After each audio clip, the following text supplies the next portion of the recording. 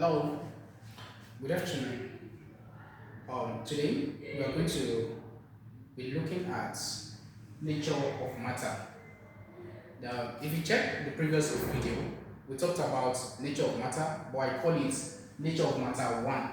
For those of you that you've not checked, you've not watched the video, please go and watch it so that you get the whole knowledge of this topic. So, I call this nature of matter 2. Now, in this class, we are going to be talking about the properties of matter. We'll be talking about the physical and chemical change. We'll be talking about comparison between physical and chemical change. Likewise, giving examples on each of the changes. Now, next up. Now, before we actually move on to today's topic, I would like us to do a revision on what we talked about in our last class. In our last class, we discussed about the meaning of matter, whereby we said matter is anything that has mass and occupies space. And I told you that if you define matter as anything that has weight, it's not cogent, right? Because weight is derived from mass. And we talked about the state of matter, whereby we talked about the properties of each of the states of matter. So today, these are the things we are going to be looking at. Now, when we say properties of matter, properties of matters means the features in which matter exhibits. Now, the properties of matter is subdivided or is divided into two. The first one, we have the physical properties,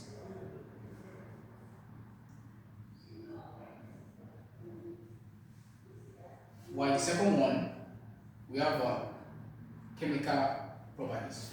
So these are the two properties in which matter undergoes. Now let's talk about the properties, which is physical properties. Physical properties are those features or properties associated with physical changes. Let me recap. I said physical properties are those properties or features in which they are associated with physical changes.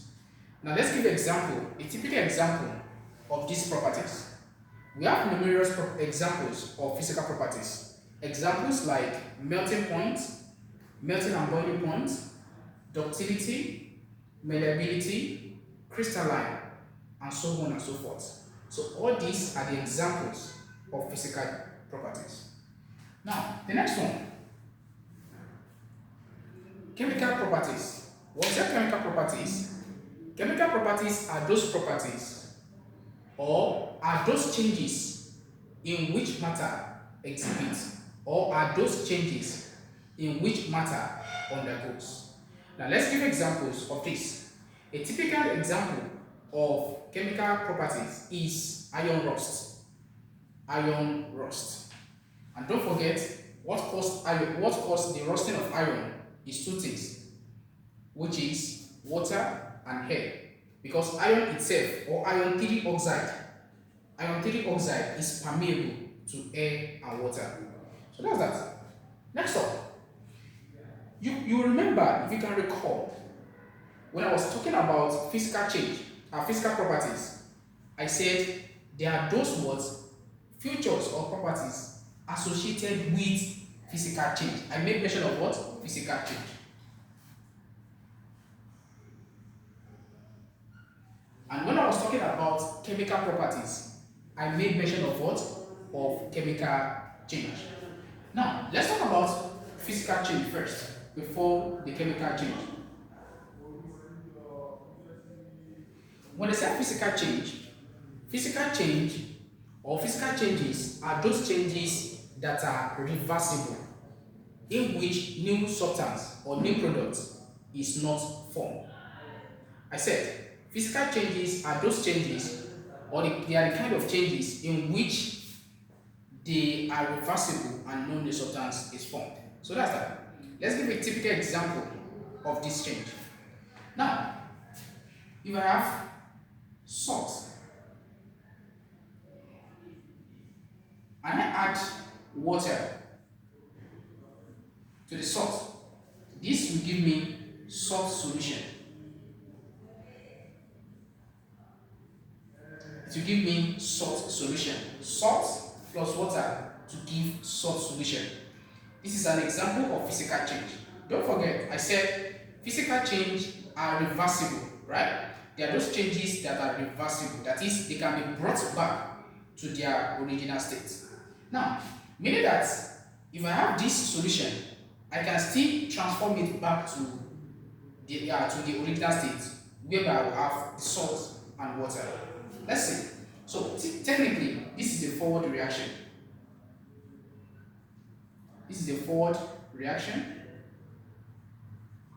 right? Now, there's a reverse reaction for this process. Reverse reaction.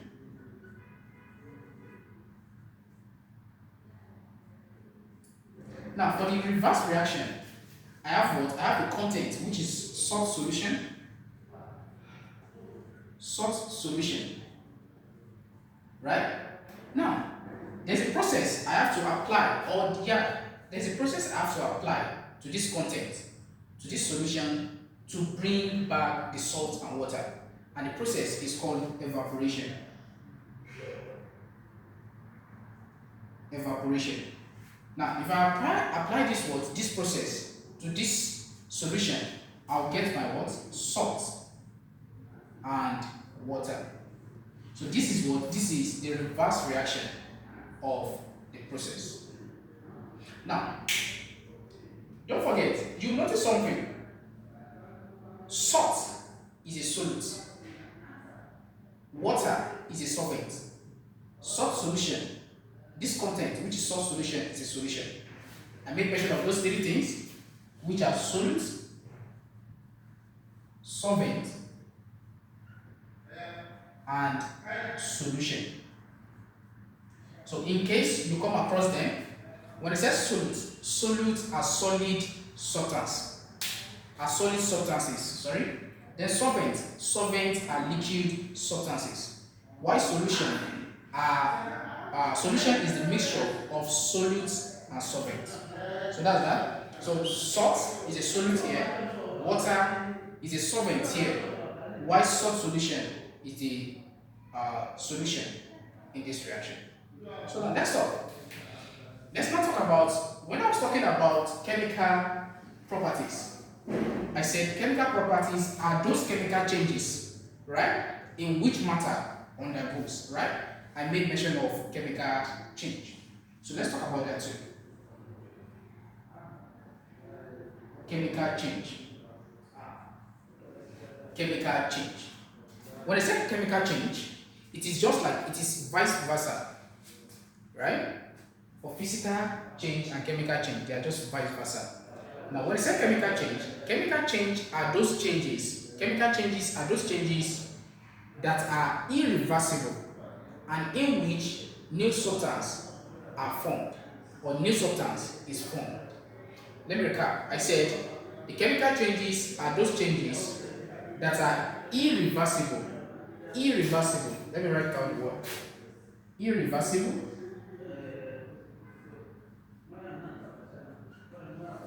Irreversible, in which new substance is formed. Now let's take an example of this chemical change. A typical example of chemical change is, let's say, the burning of wood. If you burn firewood or wood, you notice that wood will actually produce some things, which are the ash and also the gas will be evolved from this process. Now, meaning that if I have wood and I apply fire to this, the substrate will be ash plus gases. But the major gas that will be evolved is carbon monoxide. That's CO, carbon monoxide, or you call it carbon 2 oxide. So, now the application of fire to wood to form ash and gases, this is a chemical change. If you notice, we said new product is formed. What is the new product formed in this reaction? Ash. is formed, right? So that's that. And gas is also formed in this what? In this process. Now, the question is that, can I actually bring back the substrates to their what? To their original state? No. Or the substances to their original state? No. I can actually bring back ash to wood. Likewise, I can change gas to what? I can change ash to wood. So, meaning that I can reverse the reaction, or new product is formed. So that's that. Next up, let's talk about, I've talked about this, chemical and physical change. Now let's talk about the comparison between physical and chemical change. That is, the differences between physical and chemical change. Now, I'm going to be giving you some. We have a lot, right? But I'm going to give you maybe 4, yeah, probably. Now, when I said you should compare two things, you can actually get the differences between two things from their definition, from the meaning. Now, one of the difference between physical and chemical change is that physical change is reversible. That is, we can bring them back to their original states. While chemical change is irreversible. They cannot be brought back to their original states. So that's the first difference. Another difference is that in physical change, new products is not formed. But in chemical change, new products is formed. I think that is explicit enough. Now that's it. Make it 2. Then the next one. There is no change in mass ratio of the substance. There is no change in mass ratio of the substances. That's for physical change. Then under chemical change, there is changes in the mass ratio, right, of the substances. So that's that. Then let me actually explain that.